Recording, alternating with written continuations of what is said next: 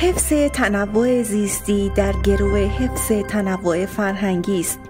از 9مین جشنواره علم برای همه در سایت موزه ملی علوم و فناوری دیدن کنید. شما می توانید در بومرنگ با دانش و فناوری‌های بومی مناطق مختلف آشنا شوید. روایت‌هایی از آداب و رسوم، قصه‌ها و باورهایی که در مورد گونه‌های گیاهی و جانوری شکل گرفته را بخوانید. تلاش کنشگران محلی برای حل مسائل محیط زیستی را ببینید و در گفتگوهایی که درباره مشکلات محیط زیستی شکل می‌گیرد مشارکت نمایید. همچنین در دادارچه قصه‌های محیط زیستی را با زبان‌ها و گویش‌های مختلف بشنوید.